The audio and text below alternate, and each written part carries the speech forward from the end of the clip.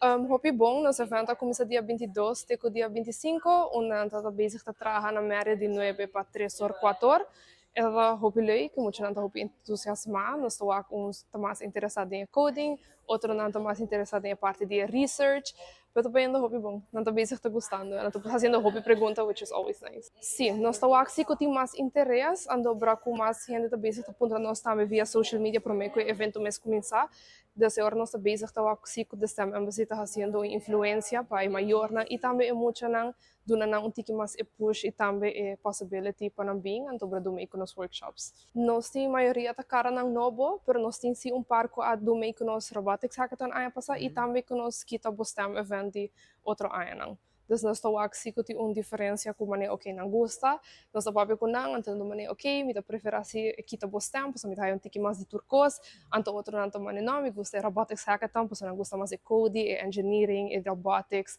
tudo isso aí não. E para já não me o como estou preparando para o mês. Dus aan ons mes emocionante bezig, volle dia te bezig com um coding, com tiki Carlo para explicar tiki mais em detalhes, dan acaba background information de maneira okay plastics, que quando se pensa de futuro, what's the big picture, nós te bezig todo dia te fazer training, dus either coding, pois não digo desenhar e programar um mesmo robot, dan te bezig practice matches não conosco hasi aiera para kung sa para handle o robot nós mes awo nós vai começar com pitches mas não digo pitch também então para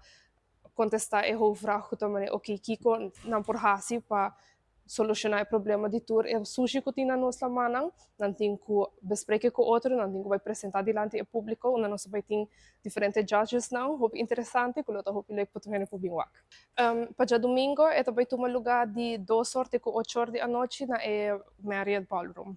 E não me se paga nada. Não, a entrada está completamente grátis, você invita a tua gente para vir participar, então com o que muito não fazem na best, também para cheer na álbum, também está essa é importante, então de nang nós estou aqui então vegana, nós vai ter opening ceremony, onde nós introduzir the STEM Embassy, então nosso evento é aqui, então de coisa importante, com follow-up de introduzir judges lá, nós temos um importante, por exemplo, Edward Chang, que é principal engineer na NASA, também está bem.